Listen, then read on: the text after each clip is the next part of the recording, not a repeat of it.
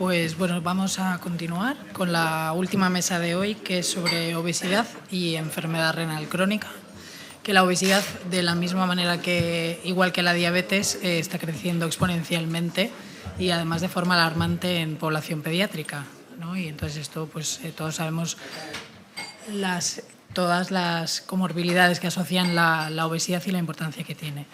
Entonces, pues bueno, vamos a dar paso a los ponentes, pero antes recordar el tiempo de ponencia de unos 13 minutos, ¿no? Máximo 15, y el debate pues lo haremos al final como en el resto de mesas. En primer lugar, presentamos al doctor Salvador Benlloch, jefe de servicio de aparato digestivo en el Hospital Arnau de Vilanova y es hepatólogo especialista en esteatohepatitis no alcohólica, con más de 30 publicaciones indexadas, que nos va a hablar del eje cardio-nefro-hepato-metabólico.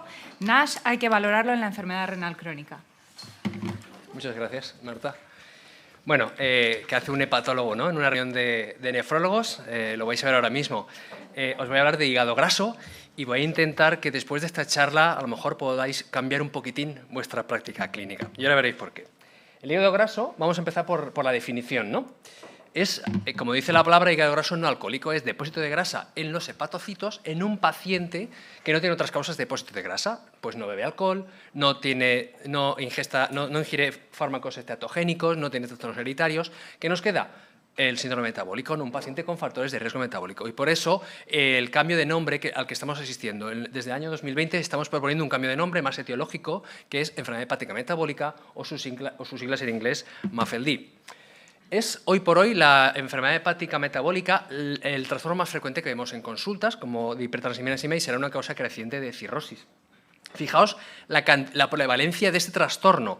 1 de cada 4 personas en población general. Esto son estudios que también se han hecho en España, ¿eh? En esta sala, 1 cada 4 personas, ¿no? Tendréis hígado graso o tenemos hígado graso y no lo sabemos a lo mejor. Pues este porcentaje es doble o triple en población diabética, que es especialmente la población más sensible que estáis manejando vosotros. Y estas cifras están incrementándose con el tiempo porque estamos asistiendo a la epidemia de diabesidad, ¿eh? Se está incrementando con el tiempo.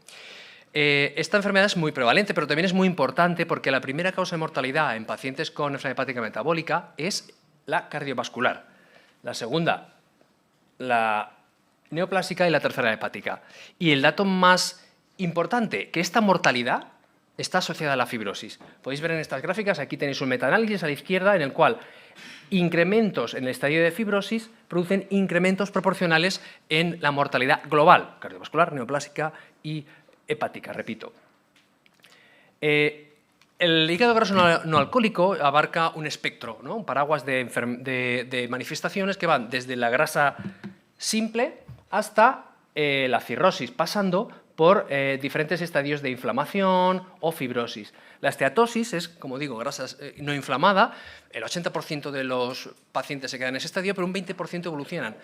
Menos los diabéticos, que evolucionan el doble. Ser diabético implica una peor evolución del hígado graso en el sentido de que evolucionan más a esteatohepatitis y una vez desarrollada la esteatohepatitis también los diabéticos evolucionan más hacia la fibrogénesis. Fijaos lo F1, F2, F3, F4, que es la temida cirrosis, con sus temidas complicaciones, ¿no? ¿Qué es lo que subyace en el trasfondo de todo esto? Habéis deducido la insulinoresistencia, ¿no? Dieta inadecuada, vida sedentaria, todo ello modulado por factores genéticos, la microbiota, que hoy día la tenemos hasta en la sopa, es todo el core de los componentes del síndrome metabólico. Y además no hay que olvidar el estatus inflamatorio de bajo grado que supone una insulinoresistencia. Todo esto va a generar no solo hígado graso, sino también enfermedad cardiovascular, es de cajón. Pero cuando están los dos, ambos se potencian. Y por eso hay publicaciones que les llaman el eje cardiohepático. Esta gráfica me gusta mucho porque es para dar la relevancia que se merece al binomio hígado graso y diabetes. El hígado graso no alcohólico incrementa el riesgo de diabetes y viceversa. Obviamente ya conocéis que la diabetes favorece la aparición del hígado graso no alcohólico por mecanismos fisiopatológicos similares, ¿no? Pues bien, también conocéis que la diabetes tipo 2 multiplica el riesgo de enfermedad cardiovascular y de enfermedad renal, que os voy a contar, ¿no? A lo mejor lo que no sabéis es que el hígado graso no alcohólico parece incrementar el riesgo cardiovascular por mecanismos también que pueden incluso ser independientes o que incrementa el riesgo de enfermedad renal, no en unos niveles tan altos como la enfermedad diabética, pero sí que podría ser ya un factor predisponente para la enfermedad renal. Aquí tenéis el estudio. Hay muchos estudios que dicen que el hígado graso no alcohólico favorece o predispone a desarrollar diabetes y hipertensión en el futuro. Yo, pues, hablo de mi libro y presentamos el estudio. Soy del grupo EPAMED, que es un registro prospectivo con más de 2.000 pacientes con hígado graso no alcohólico, todos biopsiados, y cogieron una muestra que no eran diabéticos y no eran hipertensos. Y lo siguieron, y al cabo de una media de 5 años, un porcentaje de pacientes se había hecho diabético y otro porcentaje de ellos se había hecho hipertenso. ¿Adivináis cuáles eran? Los que tenían más fibrosis. ¿Veis? La gráfica de arriba, la línea continua, eran los que más habían desarrollado diabetes e hipertensión. Para que veáis que la enfermedad hepática metabólica predispone a factores de riesgo cardiovascular, pero también predispone a la enfermedad cardiovascular. Aquí tenéis una revisión muy bonita que nos habla de cómo el hígado graso no alcohólico puede favorecer la enfermedad cardíaca. Fijaos, multiplica por 2 el riesgo de infarto, multiplica el riesgo de insuficiencia cardíaca, sobre todo con la FreV preservada, el riesgo de valvulopatía, el riesgo de fibrilación auricular, y todo esto va a empeorar a medida que empeora la enfermedad hepática metabólica, es decir, a medida que aumenta la fibrosis. Por ello no es de extrañar que nuestros amigos los cardiólogos ya se hayan mojado un poquito y hayan publicado un statement, la American Heart Association, diciendo que si bien el hígado graso no es todavía factor de riesgo cardiovascular independiente, el tiempo lo dirá, sí que está claro que debe ser considerado como un potenciador a la hora de, es decir, se ha de tener en cuenta a la hora de evaluar el paciente que tenemos delante, evaluar correctamente su riesgo cardiovascular. Los endocrinos también se han puesto las pilas en ese aspecto.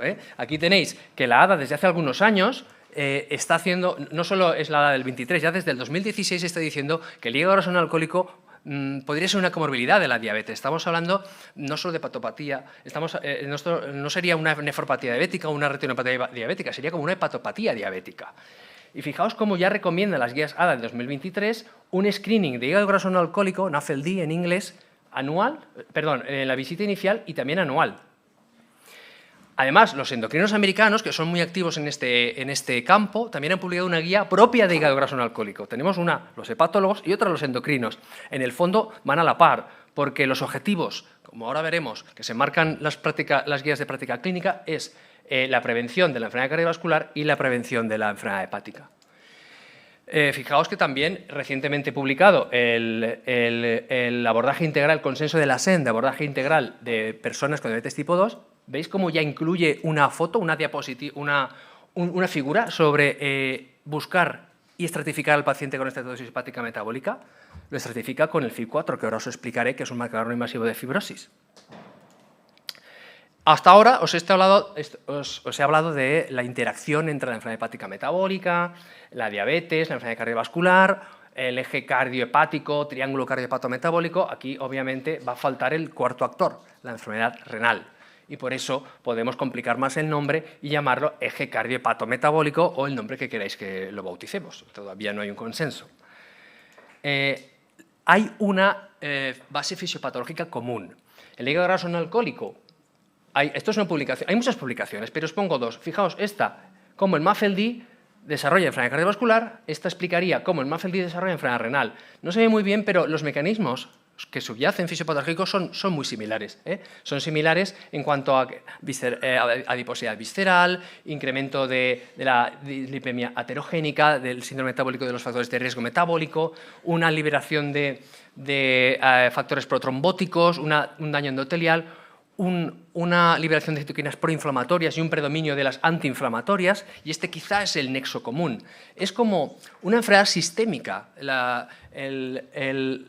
Están comunicadas todos los órganos diana, por así decirlo, con unas citoquinas, ¿no? Son como, las citoquinas, sabéis que son como el WhatsApp de las células, ¿no? Que es el principal medio de comunicación.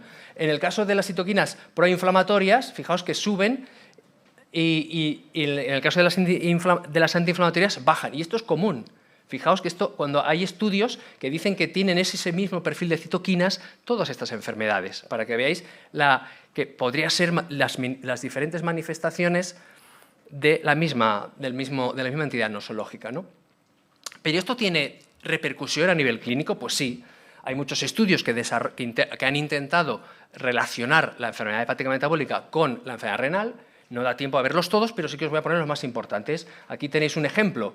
Aquí tenéis un estudio, una revisión muy amplia, pacientes con enfermedad hepática metabólica en verde, y veis que tenían más albuminuria y tenían más enfermedad renal crónica que los pacientes controles sin enfermedad hepática metabólica.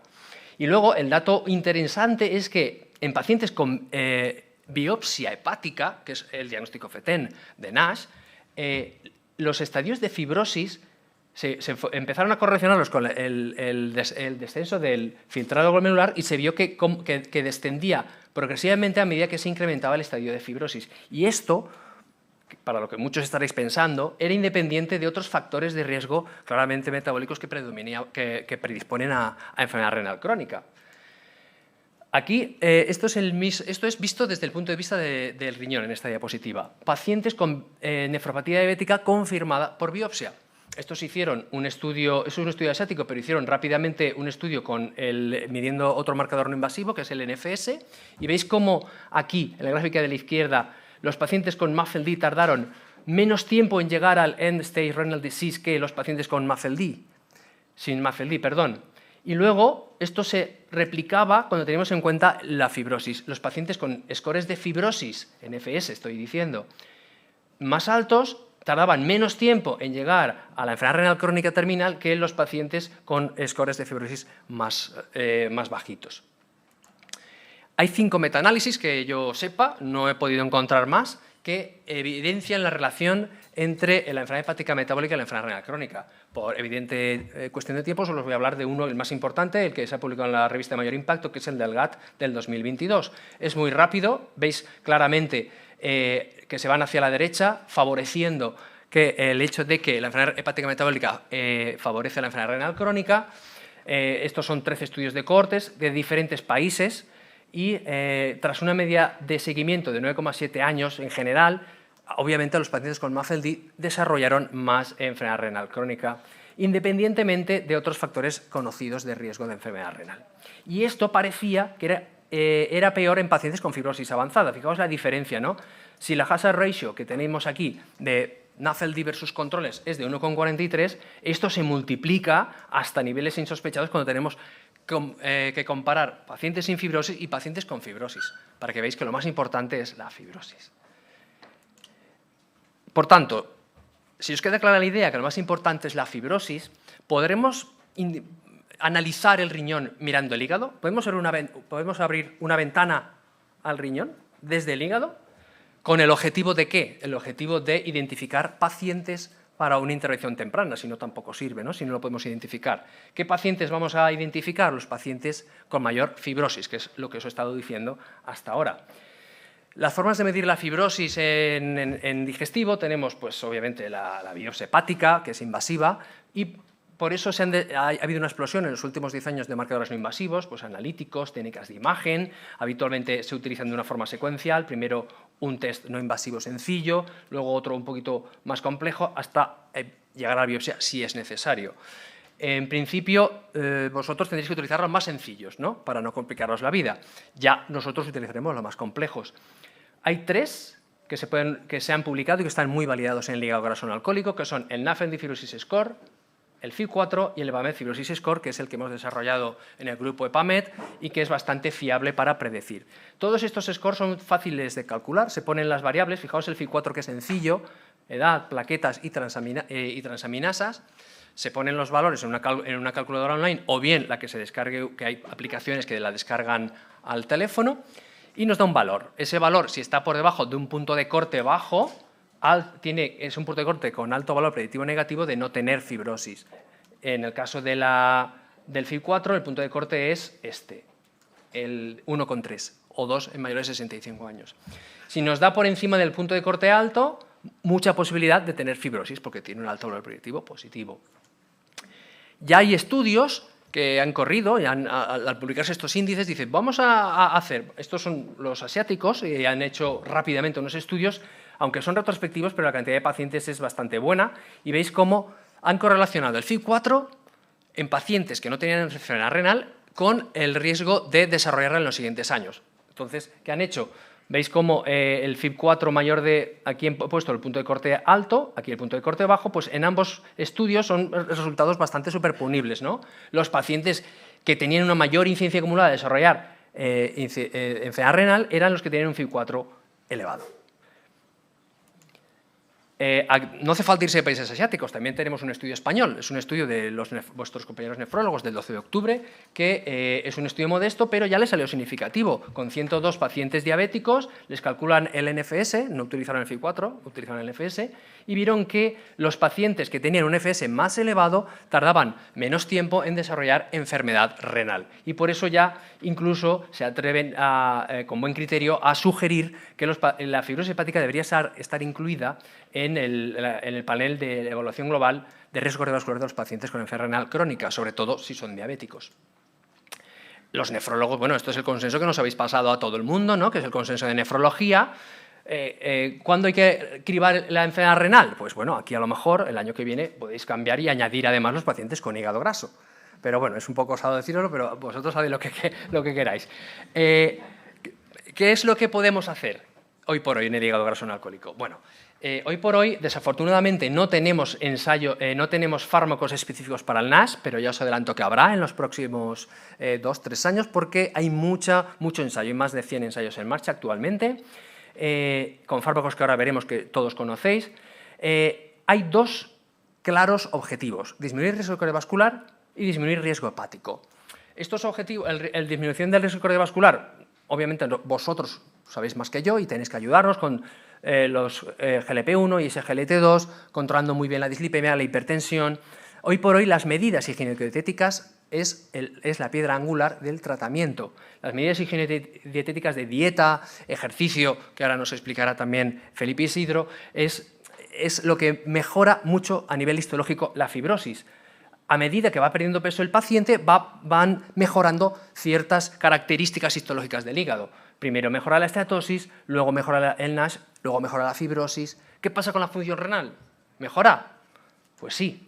Aquí tenéis un estudio prospectivo, un ensayo que se autorizaron más de 200 pacientes a recibir tratamiento con modificaciones de estilo de vida y otros que no lo recibieron. Pues bien, los que siguieron las modificaciones de estilo de vida y perdieron peso, mejoraron también la función renal. Y aquí veis, en esta gráfica se puede ver cómo los pacientes en los cuales el filtrado glomerular mejoró más son los pacientes en los cuales mejoró la histología.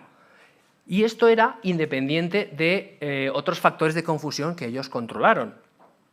Por tanto, no tenemos mucho hoy, excepto la modificación del estilo de vida, pero sí que tenemos algunos ensayos clínicos en marcha, como os digo. Todos estos fármacos os suenan claramente, ¿no? Pues esos fármacos, dentro de poco, algunos saldrá aprobado para el hígado graso no alcohólico. Y si los podemos dar, porque encima mejoran el riesgo cardiovascular, pues mejor que mejor.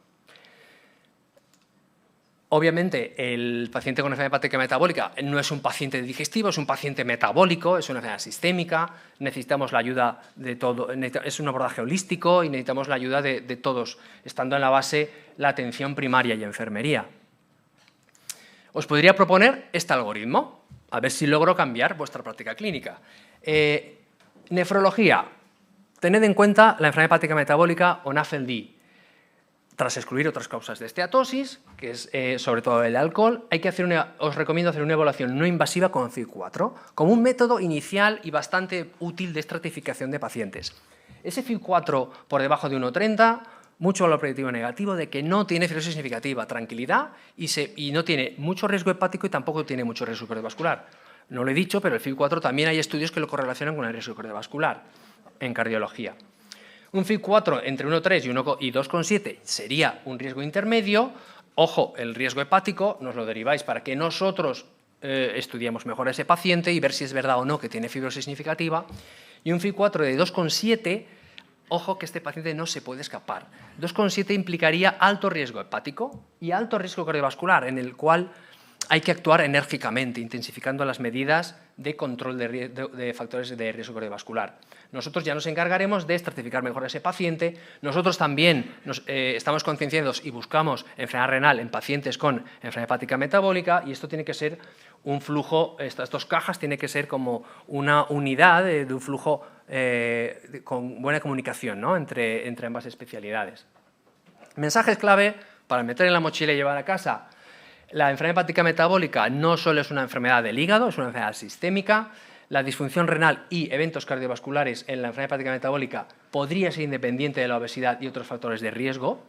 Que la fibrosis, hasta ahora, os ha quedado bastante claro, es el punto, es lo que hay que buscar porque es lo que condiciona el peor pronóstico cardiovascular y renal, en general en todo.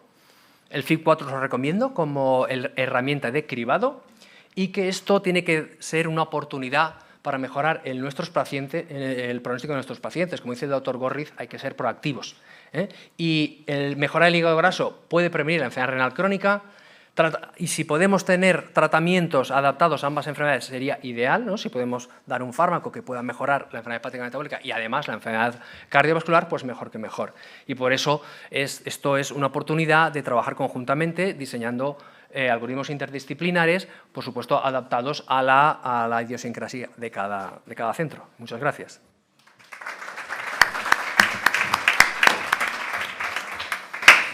Pues como dejamos las preguntas para después, seguimos con la siguiente ponente, que es la doctora Clara García Carro, que es nefróloga del Hospital Clínico San Carlos de Madrid, que nos va a hablar de obesidad, visión del nefrólogo, documentos de consenso y estrategias de nefroprotección en la obesidad. Bueno, muchas gracias. Gracias a la Gentiap por invitarme a dar esta charla. Y bueno, os voy a hablar de un tema que es cuanto menos controvertido y grave. ¿Por qué? Porque la obesidad y la enfermedad renal crónica son dos villanos, son dos entidades que están en progresión y que hacen que ya por sí solas el paciente aumente su riesgo cardiovascular muchísimo. Imaginaros cuánto lo aumentarán cuando se asocian. Como os decía, ambas están en progresión. Vemos aquí en la primera figura es que si no, no veo esto. Así. En la primera figura, ¿cuánto se prevé que aumente la obesidad en Europa en 2030? 2030 es dentro de 7 años. Se cree que el 30% de la población europea tendrá obesidad. En cuanto a la enfermedad renal crónica, en 2040 se estima que casi el 20% de la población española tenga enfermedad renal crónica y en 2100 casi el 25%, por lo cual estamos hablando de problemas casi epidémicos. Bueno, la obesidad es una epidemia. La obesidad y la enfermedad renal crónica se potencian la una a la otra. La obesidad causa enfermedad renal crónica por múltiples vías.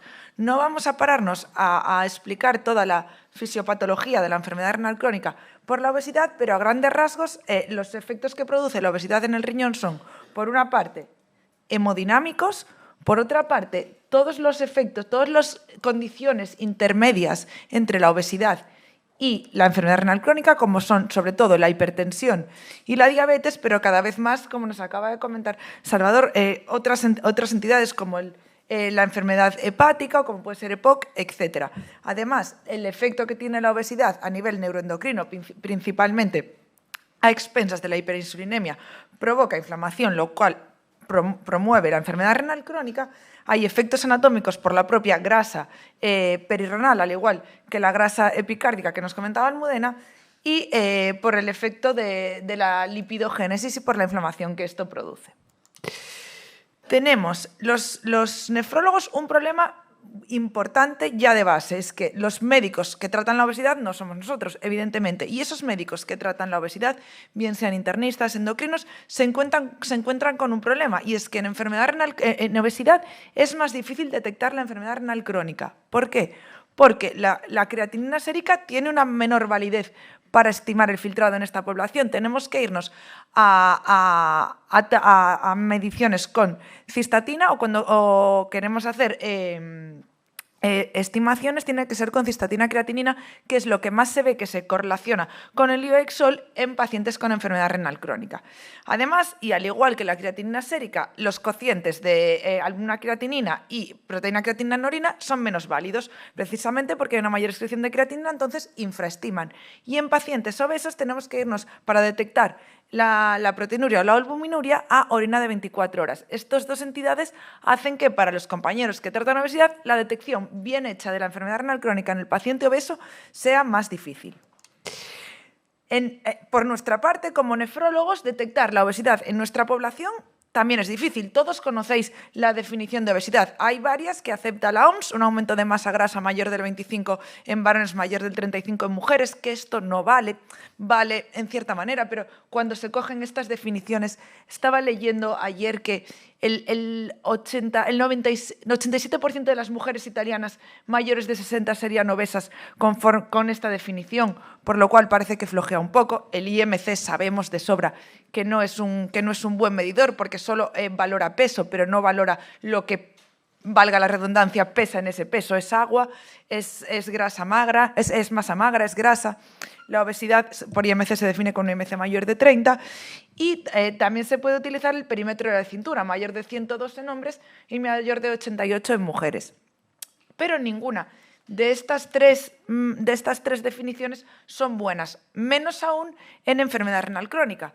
Porque el IMC, que es la que más se utiliza, como os decía, no tiene en cuenta la grasa, la masa magra y la sobrecarga de volumen, por lo cual es una mala medida de obesidad en pacientes, sobre todo en diálisis, en DP, ya ni pensarlo, en hemodiálisis tampoco, y ya no hace falta irse a diálisis. Muchos de los pacientes que tienen insuficiencia cardíaca que nosotros manejamos tienen sobrecarga de volumen que el IMC no está teniendo en cuenta. En este gráfico que veis aquí, lo que nos explican es cómo el IMC, las circunferencias, son las medidas estándar más fáciles de utilizar, pero también las menos precisas. Al ser las más fáciles de utilizar, son aquellas que nos encontramos en todos los estudios. La mejor medida de obesidad quizás sea la resonancia, pero evidentemente no podemos hacer resonancias a todos nuestros pacientes, por lo cual ya el diagnóstico supone un problema. Un problema que yo veo importante también es que en los nefrólogos tenemos que ser estrictos con esto. Si bien es verdad que no tenemos una manera fetén de diagnosticar la obesidad, tenemos que estar al quite de ella. No puede ser que en historias nefrológicas no aparezca la obesidad como enfermedad. Tenemos hipertensión, diabetes y obesidad no existe, pues hay nefropatía ligada a la obesidad. Si no diagnosticamos obesidad, no podemos diagnosticar la nefropatía ligada a la obesidad. O sea que tiene que aparecer en las historias clínicas de nuestros pacientes. Bueno, en la enfermedad renal crónica, la comorbilidad, la obesidad supone un aumento de comorbilidad. Como veis en el gráfico, el incremento de comorbilidad aparece en todos los estadios de enfermedad renal crónica. Incluso la propia obesidad es un factor de riesgo para el desarrollo de enfermedad renal crónica, tanto en pacientes que no la tienen como en pacientes trasplantados a los que el riñón les va fenomenal. Aumenta el riesgo de progresión de la enfermedad renal crónica, disminuye el riesgo de acceso a trasplante, aumenta muchísimo el riesgo cardiovascular, el riesgo de hospitalizaciones, la calidad de vida, etc. Existe lo que se llama la paradoja de la obesidad en diálisis, que es que si bien la obesidad se asocia a un riesgo de aumento de la mortalidad en todos los estadios de la enfermedad renal crónica, en diálisis no se aumenta este riesgo de mortalidad. Pero esto no es bien del todo cierto. Esto es cierto en tanto en cuanto la obesidad disminuye porque el paciente está malnutrido. Sin embargo, hay estudios en el que nos dicen ya que la pérdida intencionada de peso en diálisis, por ejemplo, con cirugía bariátrica, sí se relaciona con un descenso de la mortalidad en estos pacientes. Hay un estudio reciente que incluye 615 pacientes en diálisis que se someten a bariátrica versus 1.800 que no se someten, y hay un descenso claro de la mortalidad en los que se someten a bariátrica y pierden peso. Por lo cual, la pérdida de peso intencionada en diálisis sí protege de la mortalidad. ¿Cuál es nuestro objetivo como nefrólogos en los pacientes con enfermedad renal crónica y obesidad? Pues el objetivo es que pierdan peso. Que pierdan peso y que mejoren su situación metabólica. ¿Por qué? Porque no todo es el peso, ya que cada vez se habla más de los pacientes con normopeso y enfermedad metabólica, cuyo riesgo cardiovascular se equipara casi al de los obesos. Pero estamos ahora en obesos. Objetivo, pérdida ponderal. ¿Para qué? ¿Por qué queremos perder peso? Pues en estadios 3, 4 de la enfermedad renal crónica porque queremos ralentizar la progresión de la enfermedad renal crónica. En el estadio 5, en diálisis, lo que tenemos que buscar con la pérdida ponderal es promover la entrada del paciente en lista de espera de trasplante. La obesidad en trasplante es un factor de riesgo tanto para que el paciente no alcance tanto beneficio en disminución de la supervivencia, es decir, pacientes que se trasplantan con IMCs altos, más de 40, tienen menor supervivencia que pacientes que se trasplantan no obesos, y además la obesidad es un factor de riesgo tanto como para complicaciones quirúrgicas como para que haya retraso en la función del injerto. ¿Qué tenemos que hacer los nefrólogos para llegar aquí? Bueno, pues primero lo que os decía, identificar la obesidad. Que tengamos criterios, guías, protocolos, documentos de consenso para tratar la obesidad, porque no los tenemos. Educarnos nosotros en cómo se trata y educar a los compañeros de otras especialidades que llevan pacientes obesos en el diagnóstico de la enfermedad renal crónica. Hay que identificar cómo tenemos que medir, diagnosticar la obesidad en estos pacientes más allá del IMC, y tenemos que conseguir que la seguridad social, que los seguros cubran el tratamiento de la obesidad, que es algo que no está completamente cubierto. Vale, ¿cómo podemos tratar la obesidad? Pues las estrategias van de menos a más, de menos agresiva a más agresiva. Primero dieta, tratamiento y a continuación tratamiento médico y a continuación cirugía. Es verdad que las dietas tienen evidencia de que mejoran tanto albuminuria como filtrado en pacientes obesos. Diferentes tipos de dietas, dieta mediterránea, dieta cetogénica, dieta baja en carbohidratos, dieta baja en grasas, pero ¿qué nos encontramos en pacientes con enfermedad renal crónica? Que hay una gran dificultad para el manejo dietético, porque son pacientes que tienen que tener restricciones de fósforo y de potasio, restricción proteica, son pacientes con hiporexia y con restricción de líquidos, por lo cual cumplir una dieta estricta para pérdida ponderal es difícil. En cuanto al siguiente escalón, fármacos. Bueno, sabemos todos, y no me voy a meter muy profundamente en esto porque esta reunión está plagada, que desde hace poco tiempo tenemos fármacos que mejoran la obesidad y que mejoran la enfermedad renal crónica. Son los los agonistas de receptor GLP-1 y el tirzepatide. Tenemos otros fármacos que tienen potencial para mejorar la obesidad sin repercusión en el riñón, que son la naltrexona y el bupropión. Pero ahora los veremos con es que me oís, porque a veces se coge y no se coge bien. Ahora los veremos con más detalle. A grandes rasgos, la obesidad, como os comentaba antes, tiene como 3 grandes mecanismos fisiopatológicos por los que hace daño al riñón. El incremento de inflamación mediado por el tejido adiposo, la resistencia insulínica y la hiperfiltración glomerular. Y estos fármacos, y tenemos estrategias terapéuticas, estos fármacos que van dirigidos a cada vía. Vamos primero con la vía que tiene relación con la inflamación mediada por el tejido adiposo y con la resistencia insulínica. Los fármacos que tienen más efecto aquí, como vimos en la diapositiva anterior, son los agonistas de receptor GLP-1 y el tirzepatide, que por su propio mecanismo de acción, ambos tienen relación, disminuyen la inflamación porque disminuyen el tejido adiposo, porque hacen que los pacientes adelgacen, y además tienen un efecto en cuanto a resistencia a la insulina. Este es el mecanismo de acción de las hormonas incretínicas, el GIP y el GLP-1, que lo que hacen es aumentar la secreción de insulina en respuesta a los nutrientes y, por tanto, reducir la glucemia postprandial. ¿Qué son estos fármacos? Los agonistas de receptor GLP-1 hacen lo mismo, parecido que el GLP-1 endógeno, y el tirzepatide es agonista de los dos. Ese es un mecanismo de acción a grandes rasgos. Vamos primero con el agonista receptor GLP-1 que mayor beneficio tiene en pérdida ponderal, que es semaglutide de 2,4. 4 palabras, porque esto va a estar repetidísimo a lo largo de la reunión. Pero aquí veis semaglutide 2,4 versus placebo en pacientes con IMC mayor de 30 no diabéticos, pérdida, cambio en el peso corporal desde el peso basal en tanto por ciento del 14 y pico por ciento. Este trabajo que está hecho aquí en España a mí me parece muy interesante. ¿Por qué? Pues un trabajo que evalúa el uso de semaglutide de 1, no de 2,4, menor dosis, en pacientes con mucha enfermedad renal, pacientes con filtrados entre 15 y 60 y con albuminuria mayor de 30 todos. Los pacientes que se incluyen en este estudio, cuando vas a leerlo con un poquito más de profundidad, tienen un IMC basal de 35, o sea, son pacientes obesos. Y lo que se ve es que en este grupo de pacientes de enfermedad renal crónica obesos, si bien es verdad que son diabéticos, pero obesos también, tienen una gran mejoría en cuanto a pérdida ponderal y tiene una gran mejoría en cuanto a reducción de albuminuria, sobre todo en pacientes que tienen una albuminuria mayor de 300. Bueno, esto es un poco lo mismo. Aquí habla de la mejoría de la albuminuria. Albuminurias basales de 340 que a 12 meses son de 180. O sea, hay un beneficio claro en pacientes que ya tienen mucho daño renal. Este trabajo ya lo presentó el doctor de la Flor, por lo cual, 2 palabras, 2 casos clínicos en los que se da semaglutide en pacientes en hemodiálisis, una paciente no diabética y otra sí diabética, y se ve una pérdida ponderal brutal, con lo cual la primera paciente se consigue incluir en lista de espera y no hay complicaciones. Se nos abre una puerta también más allá de la cirugía bariátrica para pacientes en hemodiálisis de cara a inclusión en lista de espera. En cuanto a tirzepatide, vemos que el cambio de peso tirzepatide en pacientes con IMC mayor a 30 o mayor a 27 con comorbilidades no diabéticos con la dosis máxima es brutal. Aquí lo veis.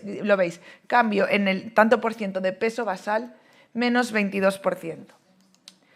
Este trabajo que está hecho es un trabajo sobre el análisis de datos renales del SURPASS, que es el trabajo que compara tirzepatide con insulina. También demuestra beneficio renal del tirzepatide en pacientes obesos cuando se compara con insulina en cualquier grado de enfermedad renal e incluso en pacientes que no tienen enfermedad renal. Es decir, tiene un beneficio en cuanto a evolución renal en pacientes obesos. No voy más allá porque sé que mañana hay una charla entera de tirzepatide. Y la otra vía por la que tenemos que tratar a los pacientes obesos con enfermedad renal crónica es el manejo de la enfermedad renal crónica albuminúrica, de la hiperfiltración glomerular, que esto es como cualquier enfermedad renal crónica albuminúrica. ¿Qué tenemos que hacer? No nos tenemos que ir a grandes cosas. Bloqueo del eje renal angiotensina sin aldosterona y SGLT2, que por supuesto van a tener beneficio en obesos en disminución de la presión intraglomerular. Que no se nos olvide empezar la casa por los cimientos y no por el tejado.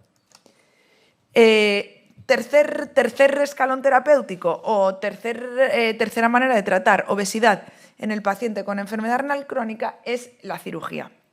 Hay muchísimos estudios que nos hablan del beneficio de la cirugía bariátrica en enfermedad renal crónica y obviamente no tenemos tiempo para sacarlos todos.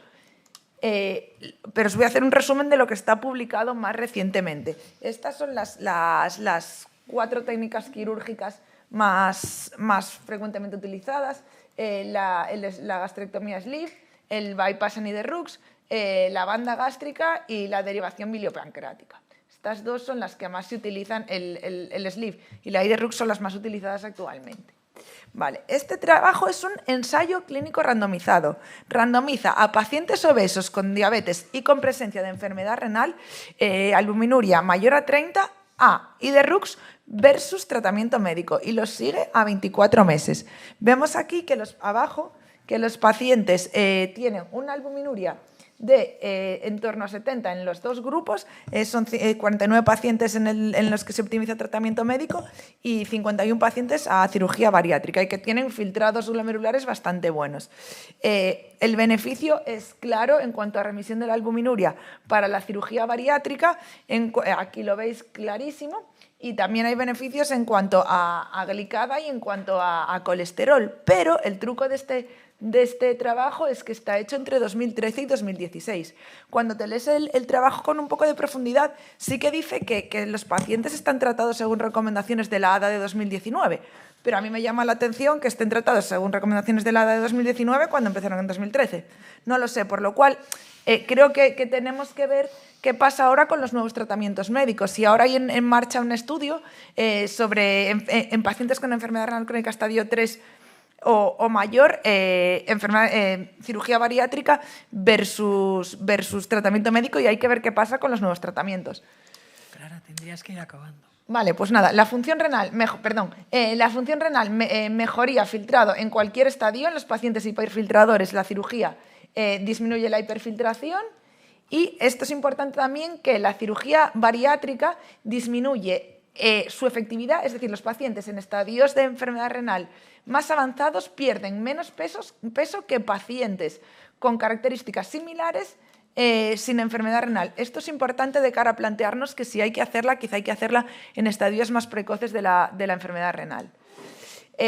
Deciros que la cirugía bariátrica no tiene efectos únicamente por la pérdida ponderal, sino porque tiene efectos sobre los mecanismos por los cuales se produce el daño renal, como la inflamación,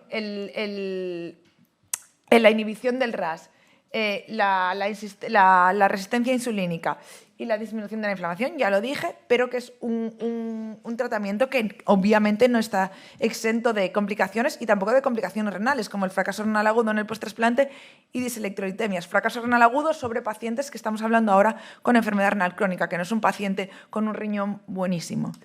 En conclusión, la obesidad y la enfermedad renal crónica son dos patologías que se interrelacionan y que están en claro aumento, que los nefrólogos tenemos que saber manejar la obesidad y hay que dar soporte a endocrinos y resto de médicos que traten la obesidad para que haya un diagnóstico de enfermedad renal crónica en esta población. El objetivo es ralentizar la progresión de la enfermedad renal crónica y en estadios avanzados promover la inclusión en lista de espera, dieta, beneficio, pero generalmente insuficiente en enfermedad renal crónica, tratamiento médico, agonista receptor GLP-1, tirzepatide y manejo de la enfermedad renal crónica albuminúrica, IECAS, ARA2 y SGLT2 y, por supuesto, manejo del riesgo cardiovascular. Y cirugía bariátrica, mejores resultados en control de la albuminuria que tratamiento médico, pero no hay comparación con el tratamiento médico actual. Efecto renal significativo en estadios de 0 a 3 de la cirugía bariátrica y menor pérdida ponderal con cirugía bariátrica en enfermedad renal crónica avanzada. Y esto es todo. Muchas gracias.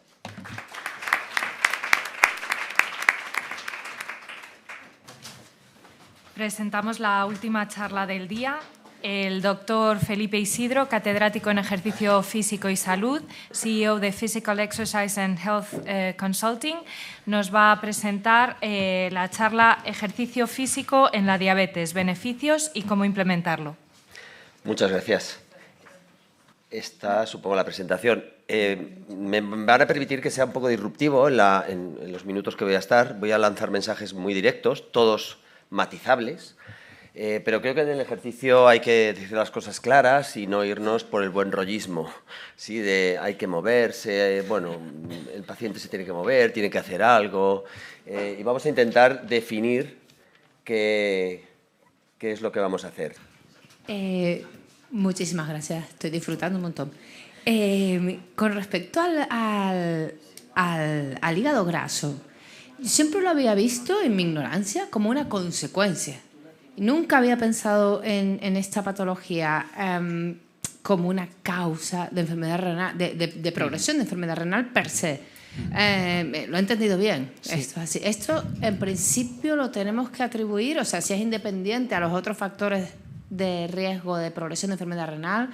¿Crees que es por un desbalance o que el hígado se comporta como un productor de citoquinas inflamatorias o hay un desbalance entre las pro y las no inflamatorias? Sí, correcto.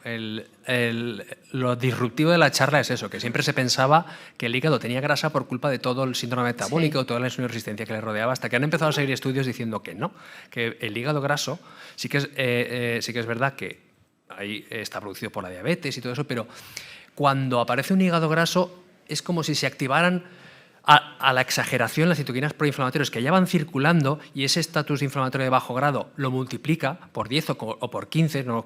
Decía un metaanálisis, y los mecanismos de fibrogénesis se multiplican todavía más, de forma que si la enfermedad renal ya es una enfermedad profibrogénica, pues cuando se junta con otra enfermedad fibrogénica, que es el hígado, que es más grande y es un órgano que fibrosa muy rápidamente, pues es de entendible que también pueda preceder, ¿no? al desarrollo de enfermedad renal. Y hay estudios que lo han demostrado. Lo que ocurre es que los estudios tienen una N muy grande, pero han sido retrospectivos. Hay muy poquitos prospectivos con biopsia y sí que han visto que podía preceder al desarrollo de enfermedad renal.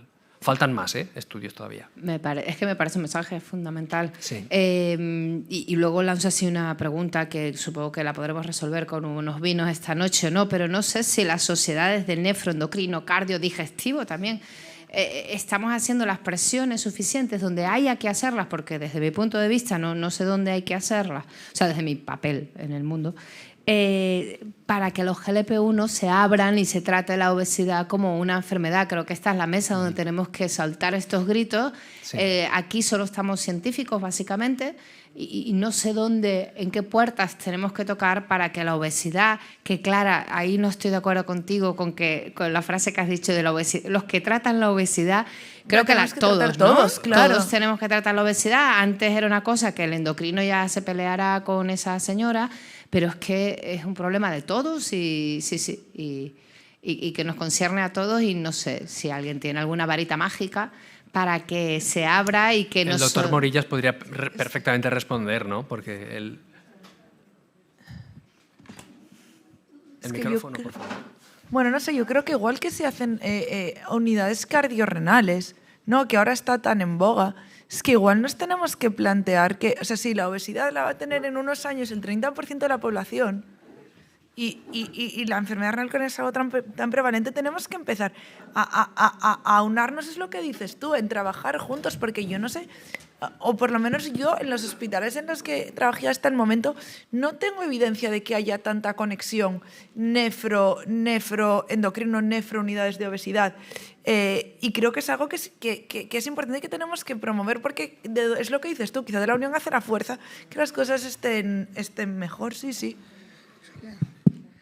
La obesidad es la enfermedad crónica que los pacientes se arrepienten de tenerla. Tienen que ocultar, se les ha culpado por el desabastecimiento de los GLP-1 y se lo pagan ellos. Sí. Es decir, deberemos saber que es una enfermedad crónica y que requiere un tratamiento crónico. Y por suerte, ya ocurrió como en nefrología, ya no es oculto. Se están haciendo estudios cardiovasculares, porque al final que hacer estudios cardiovasculares, el Surmón cardiovascular, el de liraglutide, semaglutide 2,4 también cardiovascular, los resultados los tendremos ya el año que viene, y es hora que por lo menos algún nicho de paciente obeso tenga los fármacos financiados y que no se tengan que ocultar en este desabastecimiento. No podían ir a las farmacias a comprar el GLP-1 porque les acusaban hasta los farmacéuticos que la culpa del desabastecimiento eran los pacientes obesos, que por cierto no le supone gasto al sistema sanitario, le suponía gasto a la persona con obesidad, que por cierto es una persona enferma. Claro que sí. Yo quería perdonarme más a Carlos por el tema de la obesidad, ¿no? Que cuando ya nos metemos en la obesidad, yo creo que la obesidad tiene que ser como la hipertensión. Cualquier profesional que trate obesos debe saber tratarla y que tengas un endocrino de referencia, pero que es que tenemos que saber poner un GLP-1 o un tirzepatide. Quería preguntarte, Carlos, yo cuando empecé mi primera clase de cirugía, llegó el cirujano diciendo: la cirugía es el fracaso de la medicina. Realmente se opera lo que la medicina no puede curar, ¿no? Y me encanta esa frase y es así. ¿Cuándo crees tú que la cirugía bariátrica se vea como historia y como una brutalidad que hacíamos los médicos a los pacientes? ¿Cuánto tiempo le das? Porque, vamos, la cirugía... ibas a preguntar lo mismo, ¿no? ¿Se ha acabado la cirugía bariátrica? Sí. Yo, me invitaban a muchos congresos de cirugía, ya no me invitan. ¿Por qué no me invitan? Porque es historia la cirugía bariátrica. Es historia. Gracias a los cirujanos, yo no creía que iba a aprender nunca medicina de los cirujanos, pero hemos aprendido las hormonas gastrointestinales, que ahí estaba la base del tratamiento de la obesidad. También en la microbiota, nos falta mucho descubrir de microbiota, pero ahora, cuando alguien me viene con un IMC de 40, estoy pendiente de intervenirme, doctor Morillas. Digo, espérese 1 o 2 años. No 1 o 2 años, ya te puedes esperar. Porque con tirzepatide hay pérdidas incluso del 30%, los hiperrespondedores del 35%, como el SLIF que has comentado, Clara. Claro. Entonces, es pasado. Yo le recomendaba a los que iban a hacer, aprobaban la residencia, digo, no hagáis cardiología, para mí es la estrella. No, digo, hacer cirugía. Ahora ya les digo, no hagáis cirugía porque os vais al paro, ni cirugía general, no cardiología, sí. Yo ya sabes que haría la cardiología. Entonces, Pero lo que es el pasado, la cirugía realmente es el pasado. Es que tenemos mucho tratamiento.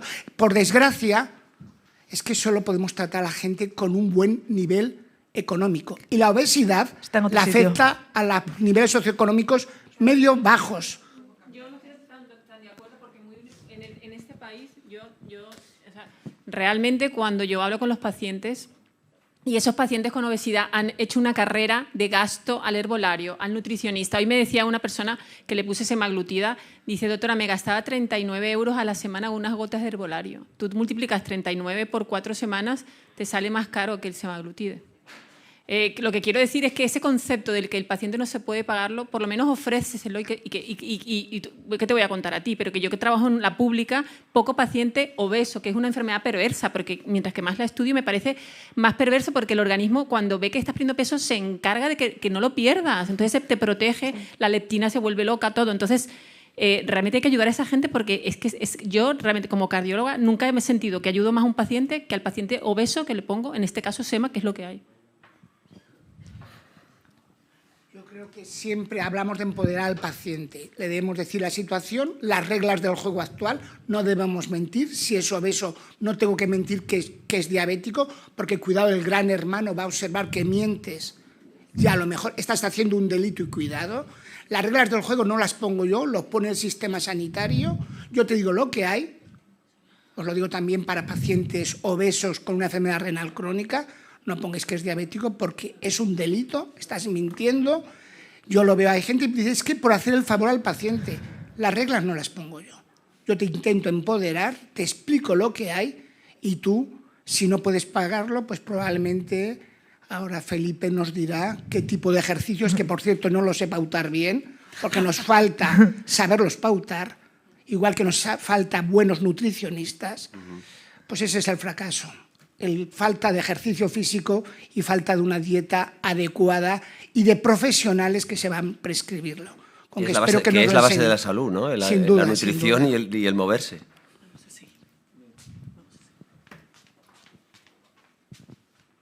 ¿Ya? Tenemos ya la presentación, creo. Sí. Pues, hala. Vamos a hablar de ejercicio. Bueno, vamos a por ello. Yo suelo ir directo, como os he dicho antes, por lo tanto estáis sentados, la silla mata, yo suelo estar de pie la mayoría del rato. Nuestro cuerpo no está hecho para estar sentado y empieza a degenerar rápidamente, discos intervertebrales, núcleo pulposo, empieza a doler articulación y empieza a haber un acúmulo de adiposidad importante y sobre todo degeneración del tejido muscular, que es lo que vamos a ver ahora, ¿no? Por lo tanto, yo no vengo como entrenador, o sea, no vengo como entretenedor, vengo como entrenador y voy a decir aquello que yo considero, por mi experiencia y por ciencia, que es lo eficaz, que realmente hay cosas que no valen, que son ineficaces, son ineficientes y vamos a ver lo que es eficaz, ¿no? Y por eso pongo ahí motivar es dar motivos. El primer motivo es que el paciente sedentario, el paciente que no se mueve, muere antes, ¿de acuerdo? Es decir, le coge el de atrás antes. Tiene una muerte prematura y no solamente tiene una muerte prematura, es que muere peor. Hablamos de la calidad de vida y pocas veces se habla de la calidad de muerte. Y la calidad de muerte también tiene que ver con lo que te mueves y con cómo te nutres y con lo que te nutres. Por lo tanto, eso es el principal motivo para hacer ejercicio, ¿sí? Es el principal, no solamente poder vivir más años, sino darle más calidad a esos años, ¿no?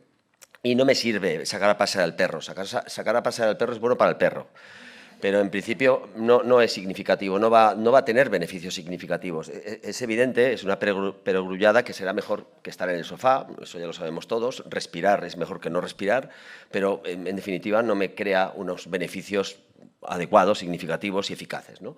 Por lo tanto, la ciencia y toda la evidencia científica que hay dice mucho al respecto del ejercicio, hay más de 86 revistas científicas de alto impacto hablando de ejercicio y concretamente la diabetes, aunque se ha desconfigurado un poco la presentación, la diabetes hay muchas comorbilidades, todos conocemos muchas, pero hay una que es poco reconocida o poco conocida, que es la pérdida de masa, fuerza y función muscular. Eso es algo que no se tiene muy en cuenta y cursa en prácticamente todas las patologías, cursan con una pérdida de masa muscular y, por lo tanto, con una pérdida de fuerza, y lo que el paciente nota es una pérdida de función y, por lo tanto, le cuesta más moverse, le cuesta más levantarse de la silla, claudica subiendo escaleras y eso es lo que el paciente determina que no se encuentra bien y que está perdiendo una palabra que ya se está diciendo mucho en papers, que es vitalidad. Y eso es lo que tenemos que buscar también como profesionales, que el paciente no pierda esa vitalidad y se sienta con calidad de vida y con función. Miren, se habla mucho a nivel de fármacos, todos controlamos los fármacos, pero hay pocos fármacos que frenen la pérdida de masa muscular. Algunos la frenan, algunos la pueden frenar, pero no frenan la pérdida de fuerza. ¿De acuerdo? La fuerza viene dada por el sistema nervioso, por eso le llamamos sistema neuromuscular, y aunque haya tejido muscular, hay denervación de nervios, sobre todo de las fibras, de las fibras rápidas, y el paciente va perdiendo esa fuerza que tenía antiguamente, ¿no? Con lo cual tenemos un gran problema, incluido cuando el paciente está siendo tratado con fármacos que le pueden estar haciendo perder tejido adiposo, pero le siguen haciendo perder, si no ponemos remedio con ejercicio, tejido muscular y sobre todo fuerza y función muscular, ¿no? Tenemos muchos problemas con el paciente, pero en relación al tejido muscular, tenemos un tejido muscular enfermo. Muchas veces hablamos del exceso de adiposidad en el paciente, hablamos de la glicada, hablamos de los problemas de glucosa, hablamos de resistencia a insulina, pero es que resulta que tenemos una musculatura enferma y no sé por qué pocos nos fijamos en esa musculatura. Parece que la musculatura está ahí, mientras exista, funciona, y eso es un error. No, existe y no funciona porque, entre otras cosas, hay esteatosis muscular, y esa esteatosis muscular, esa infiltración de grasa, se da en las fibras lentas, y por lo tanto provocan un estado que le llamamos de glicolipotoxicidad, es decir, el paciente no puede ni metabolizar bien la glucosa, ni aclarar la glucosa, ni tampoco beta-oxidar bien los ácidos grasos. Por lo tanto, corresponde con una mitocondria disfuncional. Las mitocondrias son las productoras de ATP del cuerpo, nuestras baterías, y resulta que tenemos a la mayoría de los pacientes con una disfunción mitocondrial, tenemos los pacientes mitocondriópatas, ¿sí? Entonces lo que tenemos que hacer es resolver eso, tenemos que resolver esas chimeneas, que esas chimeneas vuelvan a beta-oxidar bien ácidos grasos, que vuelvan a captar glucosa. El músculo cuando hace ejercicio capta 20 veces más glucosa que cuando está en reposo, y por lo tanto lo que tenemos que hacer es eso para empezar a mejorar diferentes parámetros, esa resistencia a la insulina y otros parámetros que vienen colgando de la patología, ¿no? Fíjense que a nivel mitocondrial incluso no me vale un tipo u otro de ejercicio. En general, el ejercicio cardiovascular va muy bien para hacer una biogénesis mitocondrial, es decir, para dar más contenido mitocondrial. Pero el ejercicio de fuerza mejora la respiración mitocondrial. Las crestas mitocondriales, que es por donde respira la mitocondria, se gana con ejercicio de fuerza, que finalmente es lo que les voy a comentar ahora. ¿Por qué? Porque todos hablamos, aquí se ha hablado del IMC, de los compartimentos corporales, bueno, pues básicamente pensamos siempre en grasa y en músculo. El músculo y el hueso es lo mismo, es decir, el músculo está unido al hueso, y si pierdo músculo, pierdo hueso, es decir, la pérdida de masa muscular, que es sarcopenia, cursa con dinapenia, que es pérdida de fuerza, y con osteopenia, que es pérdida de hueso. Por lo tanto, a mejor estímulo muscular vamos a frenar también la pérdida de hueso, pero en realidad al final les he puesto aquí lo que casi siempre uno piensa cuando hace ejercicio, ¿no? Dime un ejercicio que me ayude a perder este tejido adiposo que tengo de más, ¿no? En principio, en el paciente con diabesidad. Y eso es un error, porque siempre que perdamos tejido adiposo con ejercicio, estamos perdiendo músculo, sin dudarlo. Es decir, no se puede provocar un estado catabólico y a la vez uno anabólico, de no perder masa muscular. Por lo tanto, hay una cascada enzimática, AMPK, cuando uno hace cardiovascular, que le provoca un estado catabólico en el tejido adiposo, pero también en el tejido muscular. Por lo tanto, que se nutre con otra cascada enzimática que es mTOR. Por lo tanto, y además contraponen. Cuando hay una, no puede estar la otra. Y en ejercicio pasa lo que pasa, que mucha gente hace cardio y está perdiendo tejido graso, está mejorando su capacidad cardiorrespiratoria, pero sigue perdiendo tejido muscular y, por lo tanto, sigue perdiendo función, ¿sí?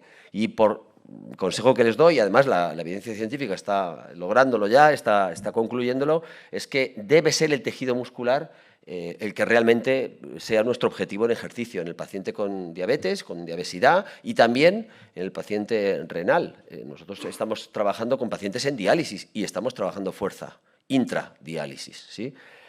Lo importante, por lo tanto, no es tanto la masa, sino la pérdida de fuerza, que es lo que nota el paciente, y además se produce antes. Sí, yo no paro de ir a congresos donde hablan de la posibilidad de ver cuándo se está perdiendo la masa, la sarcopenia, y ahí pues hay ecografía, hay DEXA, bueno, al final hazle una prueba funcional. Si el paciente está perdiendo fuerza, si ya no está perdiendo masa, la va a perder en breve. Por lo tanto, con una simple prueba de fuerza podemos saber si el paciente está sarcopénico o sarcopénica o dinapénico o dinapénica, ¿no? Fíjense el tejido muscular que tenemos. Esto está hecho en cadáveres y, por lo tanto, ya sabemos qué cantidad en porcentaje de tejido muscular tenemos en diferentes partes del cuerpo. ¿Por qué les digo esto? Para ser eficaces. Tenemos casi el 70% de nuestra masa muscular en las piernas. Por lo tanto, de donde primero vamos a perder o donde más lo vamos a notar es en las piernas. Y donde perdemos primero función es en las piernas. Y el paciente lo nota porque le cuesta levantarse, le cuesta subir escaleras y le cuesta hacer todo aquello que requiere de fuerza de piernas. No le cuesta caminar, porque se trabaja con fibra lenta y el paciente está perdiendo fibra rápida. Por lo tanto, hay pacientes que caminan una hora y media y luego resulta que no pueden subir las escaleras de su casa o no pueden hacer simplemente algo tan fácil, en teoría, para cuando se tiene masa muscular, que es levantarse de la silla lo más rápidamente posible. En cualquier caso, dicho esto, lo que tenemos que ver es que tenemos fibras rápidas, fibras lentas, y que es la fibra rápida la primera que se pierde. Por lo tanto, tampoco me sirve hacer ejercicios de fuerza de forma lenta, ni con muchas repeticiones. Mira, me han dicho que tengo que hacer 20 repeticiones, 30 repeticiones de un ejercicio sencillo. Pues no, en realidad eso vuelve a ser ineficaz. Tenemos que hacer ejercicios de piernas que sigan un patrón motriz básico, como puede ser empujar con las piernas, y de una forma lo más rápida posible, sin fatiga, sin muchas repeticiones, haciendo la mitad de las repeticiones posibles, pero con alta intención de velocidad, porque es ahí donde estaremos trabajando esas fibras. Miren, aquí tenemos una paciente que no puede hacer la prueba básica de levantarse de la silla, no puede levantarse, ¿sí? Es una paciente nonagenaria, todo hay que decirlo.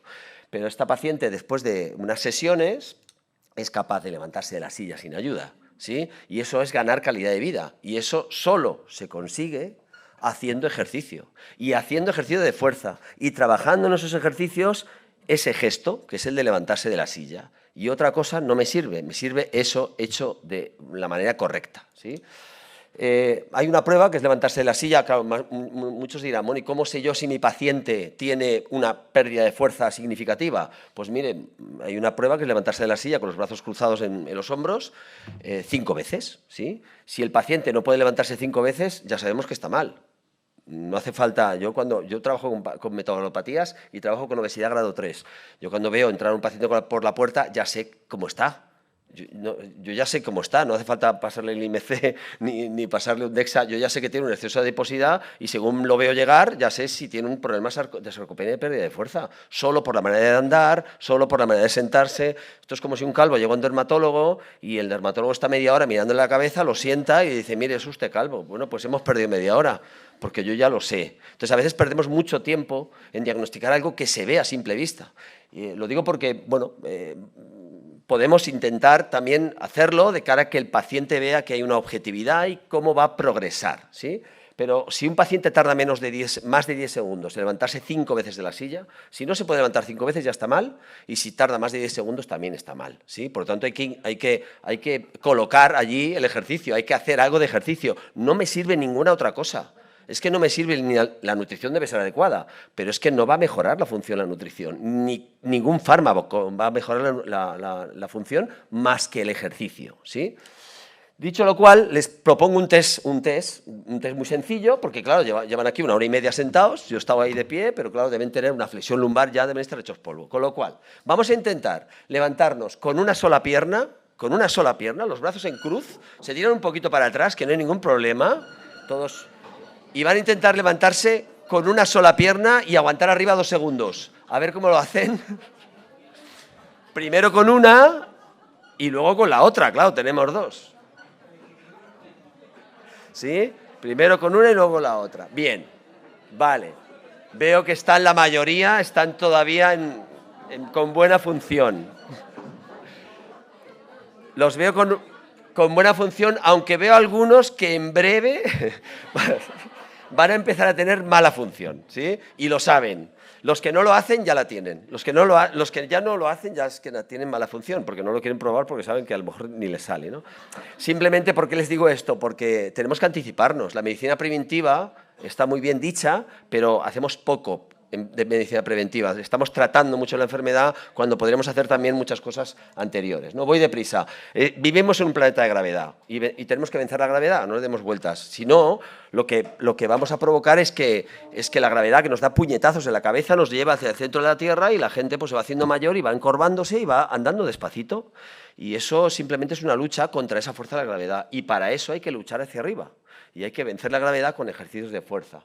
Y eso es lo que tenemos que hacer con el paciente. Miren, otro ejemplo, Margaret, 78 años, antes de pandemia le pasamos la prueba de la silla, hace una repetición, no puede llegar a 5, hace una, bueno, la mujer está ahí, le mandamos una serie de ejercicios. Aquí ella se graba en el gimnasio, pero hacían la mayoría, se hacían en domicilio, sin entrenamiento personal. Luego les voy a poner, en la última diapo les voy a poner un código QR para que se lleven un montón de fichas, vídeos, de ejercicios y demás, ¿eh? Pero fíjense 10 semanas después que Margaret se levanta 5 veces en 7 segundos, ¿sí? Entonces, y eso se consigue en 5 semanas, en 10 sesiones. Es decir, se puede recuperar mucha fuerza, se puede recuperar muchísima fuerza y me da igual la edad, me da igual que empieces con 70 que con 80. Cuando empiezas recuperas, ¿sí? Se recupera mucho. No vas a recuperarlo todo porque hay mucha denervación de fibras tipo 2 que reinervan en fibras tipo 1, pero se recupera muchísima función, ¿sí? Por lo tanto, recomendación. Primero, adherencia, que el tiempo sea breve de ejercicio. No podemos pedir al paciente tiempo. Cada uno tiene su tiempo. Cuando el paciente no encuentra el tiempo es que no lo tiene. No le demos vueltas, porque entramos en iatrogenia, ¿no? El día son 24 horas, 8 para trabajar, 8 para dormir y 8 para hacer lo que le da la gana. Si no me sale a mí en las cuentas, ¿cómo le van a salir al paciente? Por lo tanto, hay que darle un espacio pequeñito, 5, 10 minutos, incluso 15, si me apuras, para que haga ejercicio 2 o 3 veces a la semana. Ya está, con eso el paciente empieza. Un primer paso no te lleva donde quieres, pero te saca de donde estás. Por lo tanto, tenemos que empezar, el paciente tiene que empezar a hacer esto. Por lo tanto, muy sencillo, ejercicios incluso de sentado. Luego les voy a dar vídeos de ejercicios encamados, se puede hacer perfectamente en silla y de pie, ¿no? Lo ideal, paciente que esté más o menos, que no esté encamado o no esté en silla, pues puede realizar en su propio domicilio algo tan sencillo como 2 o 3 ejercicios de este tipo, siempre en circuito, para permitir una mejor recuperación de la fibra muscular, para que no haya cúmulo de lactato y por lo tanto que el paciente no se fatigue y no cree disnea, ¿no? Y por lo tanto que sean muy sencillos y que maneje su propio peso corporal, con el rango articular, con el movimiento que le sea cómodo, ¿sí? Porque a partir de ahí, cuando el paciente gane fuerza, es cuando podremos comenzar a hacer cardio. El paciente que no tiene fuerza y le mandamos a cardio, no es eficaz ese cardio. Tiene mala beta-oxidación, tiene un estado de lipotoxicidad, además va a tener problemas articulares seguro. La mayoría de mujeres van a valgo, ¿sí? Y por lo tanto, la mayoría de mujeres que cursan con sobrepeso y obesidad van a valgo y van a tener problemas de menisco interno. En hombres también, pero claro, llevar ese peso, yo he estado en congresos con menos gente donde he podido llevar chalecos de 10 kilos, se los he puesto a los asistentes y se han dado cuenta de lo que significan 10 kilos en el cuerpo cuando se van a andar, ¿sí? Por lo tanto, enviar a un paciente con diabesidad a andar me parece un asesinato para el paciente y para sus articulaciones, ¿sí? Lo que tenemos que hacer primero es que gane fuerza, evidentemente tratarle ese exceso de adiposidad para que baje peso graso y a partir de ahí después le podremos enviar a caminar, ¿sí? Ejercicios en situación vulnerable, porque hay mucho tipo de paciente. Tenemos paciente con situación muy vulnerable. Miren, todos estos vídeos los van a tener en el código QR para que los descarguen, pero son ejercicios que se pueden hacer encamado. Por lo tanto, una persona encamada que no haga ejercicio pierde un 8% de masa muscular en 10 días. Cualquiera de nosotros que entra con una gripe o que se encama pierde el 8% de masa muscular en nada, antes de 2 semanas. Y por lo tanto, bueno, todos habremos tenido alguna vez alguna lesión y habéis visto cómo se queda esa masa muscular cuando no se utiliza, ¿no? Por lo tanto, tenemos ahí diferentes posibilidades. Siempre hay posibilidades de hacer ejercicio. La idea entonces es empezar siempre con ejercicios de fuerza, sobre todo de piernas, que sean sencillos, y no hace falta ir al gimnasio, no hace falta tener un entrenador personal, luego los van a tener en las fichas, pero son muy sencillos, sobre todo de piernas, que empiecen por muy poco y con eso que lo puedan realizar en casa y además que ocupe poco tiempo. De esa forma logramos la adherencia, porque el mejor ejercicio es el que se hace, ¿sí? Y una pregunta que me hacen muchos pacientes es ¿cuándo es mejor? ¿Mañana, tarde o noche? Bueno, a ver, cuando puedas. Pero si puedes seleccionar, los ritmos circadianos son importantes. A pesar de que hay mayor rendimiento por la tarde, a pesar que si hago el ejercicio por la tarde hay mejor o menor resistencia a insulina por la noche, yo abogo mucho, y hay mucha evidencia también al respecto, de hacerlo por la mañana. Básicamente porque la tercera pata de la salud, que es el sueño, lo vamos a mejorar. Si logramos que el paciente pueda hacer ejercicio por la mañana y a la luz solar, hay un pulso de melatonina a las 14 horas que le va a inducir al sueño mucho más fácilmente. La mayoría de pacientes tienen apnea de sueño, otros tienen disrupción circadiana y por lo tanto no duermen bien, y haciendo el ejercicio por la mañana, además de que ya te lo quitas de en medio y por lo tanto el paciente luego no se le van sumando cosas, ya lo tienes hecho, luego además duerme mejor. Esa activación del sistema simpático por la mañana provoca una mejor y mayor activación de parasimpático por la tarde.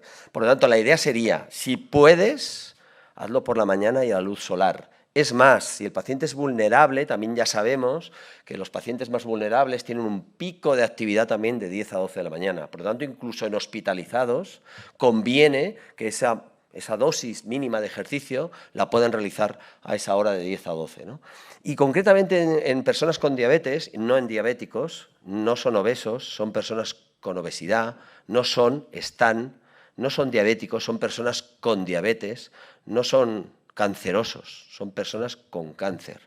Nos tenemos que acostumbrar un poco al tema del estigma, a no estigmatizarlo, ¿sí? En cualquier caso, las personas que cursan con diabetes, sí que la idea es que hagan actividad física, no ejercicio, que son dos cosas diferentes. Es decir, esos paseos sí que conviene que los puedan hacer después de comer, porque van a mejorar muchísimo la glucosa postprandial. Por lo tanto, la idea sería, si me puedes hacer esta cápsula de ejercicio por la mañana, ideal, y si puedes darte un paseo, que es actividad física después de comer, también ideal, porque vamos a mejorar bastante el parámetro de glucosa postprandial. Y por último, para ser un experto, hay que ser un experto en parecerlo, ¿sí?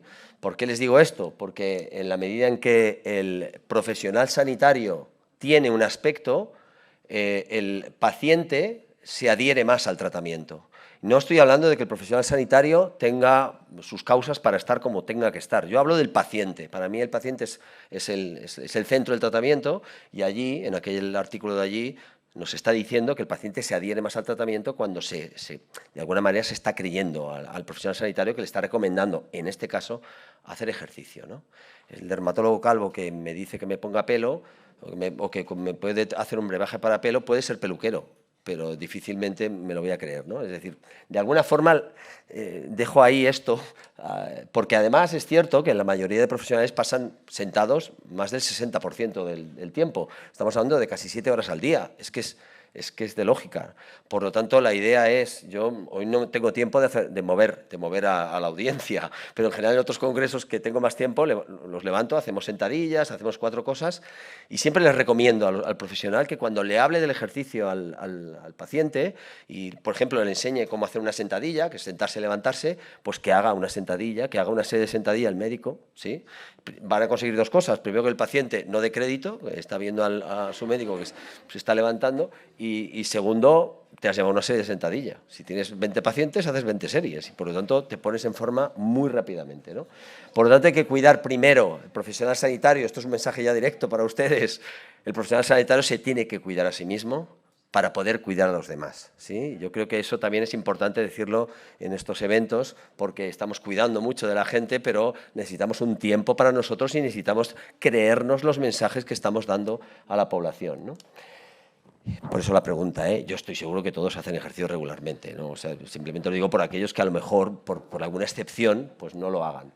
Ahí tienen el código QR, que pueden descargar diferentes fichas, vídeos, todas sencillas, todas progresivas, y que lo pueden pasar a los pacientes, en fin, pueden hacer lo que quieran, pero son todo fichas que son seguros, son ejercicios seguros, no son ejercicios difíciles, lo pueden observar.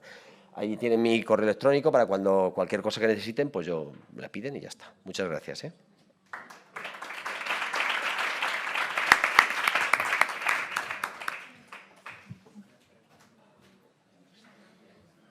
Ahora van a poner un código para el restaurante de esta noche.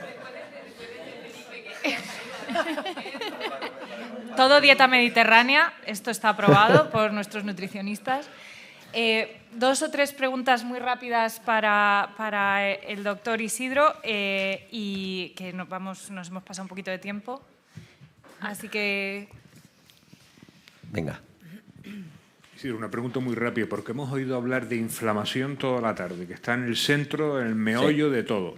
¿Efectos antiinflamatorios del ejercicio físico? Absolutos. Bueno, claro, no me ha dado tiempo a hablar de las mioquinas, pero las mioquinas tienen un efecto antiinflamatorio. Por ejemplo, la IL-6, que es una adipoquina inflamatoria, en el caso de los pacientes con obesidad, es antiinflamatoria cuando proviene del músculo. Por lo tanto, tiene efectos antiinflamatorios contrastados por la ciencia en base a todas las exerquinas que le llamamos, pero sobre todo por la contracción muscular. El músculo es un medicamento que llevamos dentro que no sabemos realmente el tesoro que es. Es decir, lo vamos perdiendo con la edad. A partir de los 35 comenzamos biológicamente a perder músculo, a partir de los 50 mucho más, y debemos luchar, debemos poner de nuestra parte para mantenerlo, porque es un medicamento que llevamos dentro y que si lo perdemos vamos perdiendo su efecto. Y uno de sus efectos claros es su efecto antiinflamatorio. Muy rápido. La verdad es que has empezado con una cosa que yo creo que es muy importante, porque los médicos estamos acostumbrados a decir, haga ejercicio, ande. Muévase. Nos has demostrado que eso no sirve nada, rubbish, a tirarlo a la basura. Entonces, ¿qué le tenemos que decir a los pacientes? Cogemos el código QR, lo vamos a poner, yo me lo voy a poner en la puerta de la consulta mientras esperan, a lo mejor igual se ven haciendo sentadillas todos, pero yo creo que puede ser interesante. ¿Y qué nos sugieres que le digamos a nuestros pacientes en la consulta para empezar? Porque no le vamos a decir, usted tiene que hacer ejercicio y andar. Si yo ando, sí, andar. No, usted no tiene que andar. ¿Qué tiene que hacer? No es que no tenga que andar, es que tenemos que hablar de ejercicio, no de actividad física. Es decir, la recomendación que ya me hacía mi abuela antes de que yo estudiara era esa. Entonces, no estudiamos para dar recomendaciones que ya la gente sabe. Es decir, el paciente sabe que es mejor moverse que no moverse. Entonces, no tenemos que decir cosas que el paciente sepa. Por lo tanto, la idea es, vamos a proporcionarle un ejercicio que sea eficaz, como puede ser el de fuerza de piernas. Claro, le tenemos que dar algún tipo de ejemplo. Por lo tanto, en el código QR que yo os he pasado hay fichas que puede hacer cualquier persona, incluido en hospital, donde puedes estar encamado, puedes estar sentado, puedes estar de pie, pero son sencillas, con el propio peso corporal, no hace falta ninguna máquina, ninguna cosa rara. Es decir, al final tenemos que... Todos los que estamos aquí somos profesionales y al final es una mala praxis. Ayer en otro congreso de tumores de cabeza y cuello lo dije y hubo alguien que se molestó. Es mala praxis médica no prescribir ejercicio. No prescribir ejercicio es una mala praxis médica porque sabemos la importancia que tiene. Y muchas veces por desconocimiento, bueno, no nos echan en la carrera. Mirar, yo con lo que os he dicho hoy en 15 o 20 minutos ya hay suficiente como para empezar. Otra cosa será luego progresar, ¿sí? Progresar en ese ejercicio, en la dosis. Oye, pues que vayan a un profesional, a un fisioterapeuta, a un médico rehabilitador, a un preparador físico. Eso sí que ya, pero la primera prescripción por parte del médico, el de la bata blanca, es el jefe. Por lo tanto, lo que diga el de la bata blanca, el paciente lo hace. Los del chándal mandamos muy poco. ¿Me explico? Porque al final la idea que tienen las personas del ejercicio es fatiga, cuesta mucho rato, me tengo que ir al gimnasio y eso es lo que tenemos que borrar. Simplemente es tener que mover el cuerpo porque está hecho para eso. El cuerpo es la casa donde vivimos y si no lo cuidamos, ¿en qué casa vamos a vivir? Es que es algo de sentido común. Y estamos sentados la mayor parte del día, estamos hablando mucho de fármacos y estamos dejando la base de la pirámide como muy olvidada. Y realmente esa base de la pirámide tiene que existir y luego mejorar con el resto. Y luego vamos a mejorar y parámetros con los fármacos, vamos a ayudar a bajar ese tejido adiposo gracias a esa saciedad que nos da el fármaco, pero cuidado porque hay fármacos que se me llevan por delante el tejido muscular y eso a veces no se está teniendo muy en cuenta, sobre todo por la industria. Pero la idea es ejercicios de fuerza de piernas. Mira, sentarte y levantarte de una silla es un ejercicio. Hay pacientes de obesidad grado 3, yo tengo pacientes con 190, 200, 210 kilos, que evidentemente no pueden levantarse y sentarse de la silla, pero sí que se lavan los dientes. Y cuando se lavan los dientes le digo que hagan pequeñas flexiones y extensiones de las rodillas. Es decir, en cualquier caso, todo lo que sea acercarse aquel hábito como es lavarse los dientes, es decir, cercano a 1 minuto, ya sirve. Es decir, ya hay evidencia científica que con 1 solo minuto de ejercicio al día ya hay cambios significativos. Pues empecemos por 1 minuto, no importa. Mira, cuando te laves los dientes, haces sentadillas. Ya sé que es un poco raro, pero ¿por qué no? Yo cuando a los alumnos, yo soy profesor universitario, cuando a los alumnos les hablo del suelo pélvico, les interesa mucho, claro. Cuando les digo que el pubococcigio estrangula el canal seminal y que pueden tener un orgasmo sin eyacular, pues estiran el cuello como dromedarios. ¿Qué has dicho? ¿Qué? Entonces, cuando hablamos del suelo pélvico, inmediatamente que empiezas a hablar del suelo pélvico y de la posibilidad de hacer Kegel o hacer ejercicios de tensión muscular con el suelo pélvico, ya lo están haciendo como ahora ustedes. Entonces, se trata simplemente de lanzarlo, de lanzar ese mensaje y que el paciente lo entienda. Falta mucha educación por parte del paciente. El profesional sanitario debe ser la última opción de un paciente. El profesional sanitario es una opción última. El paciente lo tenemos que educar para que pueda hacer todo aquello que tiene que hacer autónomamente. Y pueda acudir a nosotros, no para que continuamente le estemos diciendo cosas, sino como un recurso de urgencia. Deberíamos llegar ahí. Por lo tanto, la educación es importante. Y si hay que perder, ya sé que en pública es muy difícil, pero si hay que perder algún minuto más en hablar de ejercicio y en darle algo que esté masticadito, pues mejor. Bueno, Felipe, creo que has dado la clave. Los nuevos fármacos van a ser tratamientos crónicos y van a llevar una sarcopenia. Como no insistamos tiempo en el ejercicio muscular, de fuerza, va a haber un problema. Van a tener más normopeso, pero va a haber más sarcopenia. Eso nos ocurrió con la cirugía bariátrica. Totalmente. Y como van a ser tratamientos a largo plazo, porque las personas con obesidad es una enfermedad crónica, debemos insistir porque se les inhibe muy bien el apetito con 2,4 miligramos de semaglutide o con tirzepatide. No comen proteínas. Nos hemos habituado siempre a comer primero, en teoría, la verdura y tal, y eso cuando uno no tiene apetito, tiene que empezar con el alimento proteico, uno come bastante proteína, uno hace ejercicio físico, y al cabo de 1 año, yo que doy dosis importantes de semaglutide, tengo que recurrir a profesionales. Es que cuando hablamos de la composición corporal, muchas veces hablamos del porcentaje de grasa y tenemos que hablar del ratio entre grasa y músculo. Entonces, yo puedo estar perdiendo porcentaje de grasa, porcentaje de músculo y estoy igual de mal. Estoy exactamente igual de mal. Con lo cual, tiene que haber un ratio entre porcentaje de grasa y la masa muscular, el índice de calidad muscular. No tanto la masa, vuelvo a repetir, sino la calidad muscular. Eso se ve muchas veces con la evaluación morfofuncional. Cuando pasamos la eco, estamos viendo muchas veces el ángulo de peneación muscular, estamos viendo si tiene esteatosis muscular. Es decir, la imagen ya me dice mucho. Si a esa imagen le sumo una prueba funcional, sencilla, como es levantarse de la silla, pues yo estoy viendo si mi paciente ya tiene problemas y hay que anticiparse a todo eso. No, el índice... En ese índice hay diferentes índices de grasa, porcentaje de músculo. Yo, en principio, lo que estamos valorando ahora es el índice de calidad muscular. En base a ecografía, se tiene DEXA, pero en ecografía, en prueba de función muscular y, por lo tanto, a partir de ahí estamos valorando esa calidad. Pero la prueba de función muscular tiene que estar. Es decir, la función tiene que estar. No se puede hacer una clínica de ver cómo está a nivel muscular si no le hago una prueba de función. Solamente con un diagnóstico por imagen solo puedo estar viendo masa, pero yo no estoy viendo cómo está funcionando esa masa. Y vuelvo a repetir, hay denervación nerviosa y ahí tenemos personas con obesidad, con mucha masa muscular y muy baja fuerza muscular. Por lo tanto, con sarcopenia. Con sarcopenia que las guías dicen que no están sarcopénicos. Porque nos dicen que el 25% de personas con obesidad tienen sarcopenia. No, perdón.